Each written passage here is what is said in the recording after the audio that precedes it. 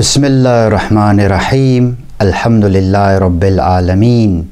Wa sallallahu ala rasulihi wa a'immatil mayamin. Assalamu alaikum wa rahmatullahi wa barakatuh. This is Bay'atul Ghadir channel, and we are particularly excited.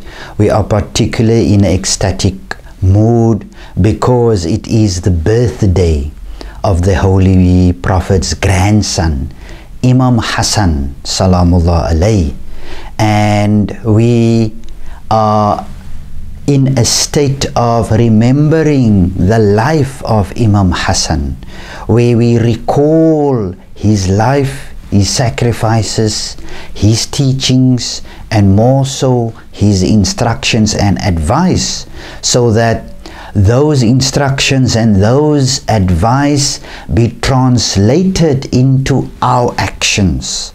And that is that they have always been and will always be a warrior of light, as Imam Hasan was Salamullah alayhi. We'd like to congratulate Imam Hujjat Qa'im Ali Muhammad Al-Mahdi Ajala Ta'ala Farajahu Sharif on this auspicious occasion of the birthday of Imam Hasan, and may the whole world, Ameen, the whole world derive the nur, the guidance, the benefit from this illustrious, impeccable, magnificent characteristic of human being, and that is Imam Hasan Salamullah alayhi. Let us start with the Holy Quran first, where Allah says in Surah An-Nur, when Allah says fi buyutin, in houses, adhinallah an turfa wa yudhkar fiha ismuh yusabbihu fiha bil ghuduwi wal asal rijalun la tulhihim tijaratun wa la bay'un an dhikrillah. And dhikrillah, sadaqallahu al-aliyyul azim. Allah says there in Surah An-Nur, in houses in which Allah has allowed His name to be glorified, and they glorify His name during the days and during the evenings, and buying and selling business, which is very important in our aspect when we have to acquire money in order to fulfill our material needs, that not even that will deviate, that will distract these individuals from the remembrance of Allah Azza wa Jalla Sha'na. And then Allah says, Rijalun, they are men. There are men in these houses. And as we've said, Salman Farsi asked the Holy Prophet radiyallahu ta'ala anhu, asked the Holy Prophet sallallahu alayhi wa sallam, who are these houses in which Allah is referring to? So the Holy Prophet answered, these houses are who? These houses are the houses of Anbiya Salamullah alayhim. Then he understood, alhamdulillah, mashallah, and they were in Medina to Nabawi. Then as if Salman was looking, the house of the Holy Prophet obviously included in these houses of Anbiya, that's obviously understood, and next to the house of the Holy Prophet was the house of Amirul Mu'mineen Ali ibn Abi Talib Salamullah alayhi, and the house of Hazrat Zahra Salamullah alayha. As if he looked also at the house of Amirul Mu'mineen, and then the thought came and he asked the Holy Prophet, is the house of Ali and Fatima Salamullah alayhima also included? Then the Holy Prophet smiled and he said, not only is it included, but with the Holy Prophet's house obviously excluded in this equation, but the house of Ali and Fatima is better than the houses of Anbiya Salamullah alayhim. So let us look here at how Allah is describing Ahlul Bayt the house of Ali salamullah alayhi, of Hazrat Ali salamullah alayhi and Hazrat Fatima salamullah alayhi, and in that house were also two small children, two infants, which we can say. Imam Hasan salamullah alayhi was approximately 3 years old, and Imam Hussein salamullah alayhi was approximately a year and a few months old. When Allah referred to Hazrat Isa salamullah alayhi, Allah referred to Hazrat Isa as وَتَكَلَّمَ فِي الْمَهْدِ صَبِيًّا, and he spoke in the cradle, as it was, as we find the story amongst others in Surah Maryam. When we find that Allah is referring to Hazrat Isa salamullah alayhi as وَتَكَلَّمَ فِي الْمَهْدِ صَبِيًّا, that he spoke from the cradle while he was an infant. This is how Allah is describing Nabi Isa. And Nabi Isa salamullah alayhi is having a grand stature, a great position within Islam, and he is waqi'an, he is indeed one of those illustrious personalities within Islam. But Allah is referring to Nabi Isa salamullah alayhi as Sabi, that is an infant, while he spoke in the cradle. When Allah referred to those houses in which Allah has allowed His name to be glorified, Imam Hasan and Imam Hussein, they were two infants, two toddlers within the house of Amir al-Mu'mineen, and Allah did not refer to Imam Hasan and Imam Hussein as children, as toddlers, as infants. Allah Azza wa Jalla Sha'na referred to Imam Hasan and Imam Hussein as Rijal. They are men, they are matured, they are not children. Salamullah alayhi. Though physiologically and physically they were children, but Allah wanted to, amongst others, say the stature of Imam Hasan and Imam Hussein is far greater than that of children, than that of toddlers. And this is already how Allah Azza wa Jalla Sha'na glorified, praised, elevated, magnified Imam Hasan, Imam Hussein salamullah alayhima. And as we know that Imam Hasan and Imam Hussein are included in the ayah of Mubahila, or in the ayah of Tathir, innama yuridullah liyudhiba ankum rijsa ahlal bayt wa yutahhirakum tathira. Allahumma salli ala Muhammadin wa ali Muhammad. This is who Imam Hasan and Imam Hussein included, and in the ayah of Mubahila. So when we look at Ahl al-Bayt salamullah alayhim, the family of the Holy Prophet, we find that there is no equal. There is no one that equate their stature, their position amongst others. There isn't. They are the epitome of excellence. They are the definition of excellence. As the Holy Prophet says, they are Misbahul Huda. Not only they guide those who are lost and those who want to be guided, not only Misbah, that they are those lights of guidance. Not only that, Allah did not stop there, but Safinatun Nijat, they are the ones who are the cause. They are the cause of salvation. They are the ones who save us from darkness. So we have here aspects of Ahl al-Bayt salamullah alayhim. They are Noor, they are guiding towards Noor, but also taking you away from darkness, taking you away from evil. And this is the words of Holy Prophet sallallahu alayhi wasallam. Let us look at, amongst others, and let us focus on some of the aspects of Imam Hasan salamullah alayhi and his wisdom, his guidance, his instructions. As he said salamullah alayhi, by my life, an imam is only one who rules by the book. A leader should rule by the book, not by his tribe, not by his clan, not by the system which they develop, that comes and conjure up in the minds of people. If it is not from the book,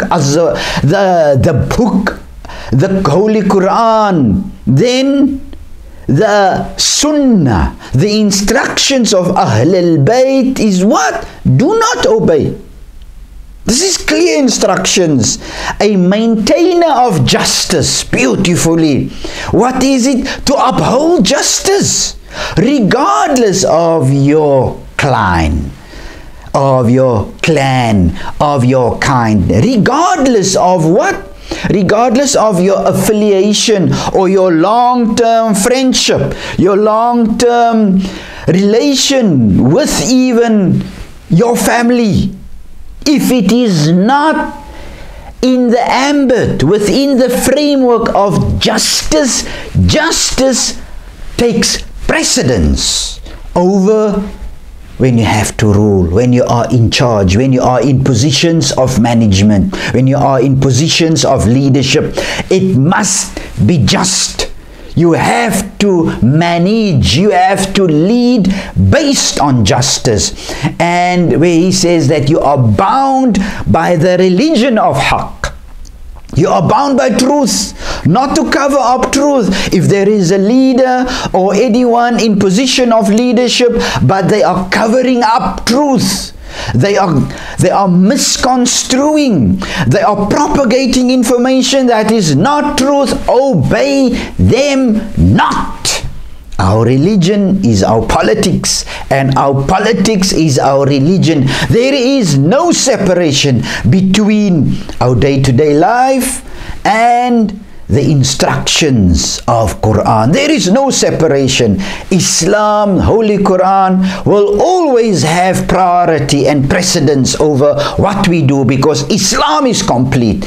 Islam is a way of life, and Islam guides us, Ahlul Bayt guide us in every aspect of our lives. There is no separation, what we have, separation of what we, religion and state, church and state, as we say. There isn't. This is a fallacy. This is an Islamic concept that was brought within, that we should only be in mosque and pray and fasting, and then we go and do our day-to-day lives. No, that's not Islam.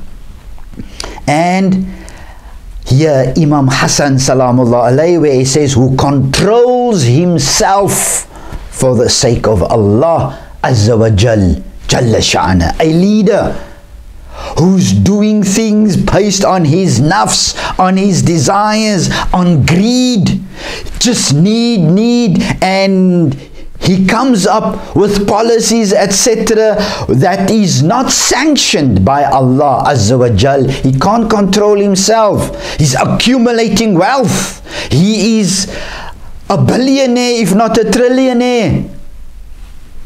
You need to look at this particular leader, that he is what? Controlled by that materialistic and animalistic forces within, and that's not a leader. He's still a slave.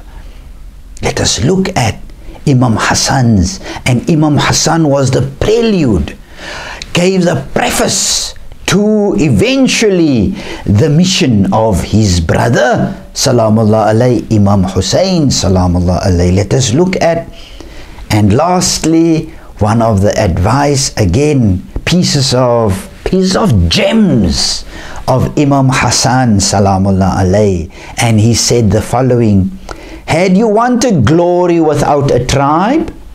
Many people, they pride themselves by virtue of their lineage, by virtue of their clan, by virtue of your tribe, and prestige without power. Then Imam says beautifully, do quit the humiliation of disobeying Allah to the glory of obeying Allah Azza wa Jal, Jalla Sha'ana. Beautifully, let me repeat this. Had you wanted glory, if you want glory, Imam says glory is not defined within your lineage. Glory is not defined within your tribe, within your nation. No, that's not glory. Because that is humiliation. That's not izzah. That is not karama. That is not the glory which Allah wants for you, insan. What does Allah want for you? You obey Allah. You obey Allah regardless of lineage, regardless of position, regardless of material possessions or how much money is in your bank, whether you are now in Forbes magazine or not, or whether they have glorified you in Forbes magazine. Haven't you seen that leadership today is being defined in terms of what? In terms of how much money you have, the richest person, so that he can fund, so that he can propagate his nafs, his idea, his program. No, Allah says that's not leadership. That's still humiliation. That's slavery, as Allah has given beautifully. Allah says, you want leadership? You want izzah? You want glory? Then obey Allah. Obey Allah Azza wa Jalla Sha'ana, and Allah will know what to do. Let us take this in our lives. Ati'ullah wa ati'ur Rasul. Obey Allah and obey the Rasul. Period. Wa ulil amr minkum. And those charged with authority. Who are they? Undoubtedly, based on the definitions of what Allah already revealed in other ayat al-mubarakah, Allah says that we should follow who? Those masters, those illustrious, those impeccable ones whom Allah sent, not the ones whom you and I elected, and then they now officiate positions, officiate leadership in our community because you and I elected them. No, leadership for humanity is purely and squarely at the discretion, in the hands of Allah Azza wa Jal. No human being has a say in this regard, because you and I, we don't know what is good for us. We don't know what is good. Allah Azza wa Jalla Sha'ana knows. He created the human being. He knows our needs. He knows what we have to do. He knows about justice. He himself is justice. So he's the one who will send and sent those ones whom he chose. And those ones whom he chose, Inna Allah Mustafa Adam, that Allah is the one who chooses leadership, not us. May we follow in the footsteps of our masters, in Rasulullah sallallahu alaihi wasallam. May we obey and implement and practice Islam how it's supposed to be, and may Allah Azza wa Jal make us successful. If we want to have a birthday gift to Imam Hasan salamullah alayhi, the best gift we can give Ahl al-Bayt is what? Wara, is taqwa. Change ourselves to become better human beings, better Muslims, better followers of Ahl al-Bayt, and then that is izzah. May Allah make us successful, and let us say to Imam Hasan, happy birthday Imam Hasan. Wassalamu alaikum wa rahmatullahi wa barakatuh.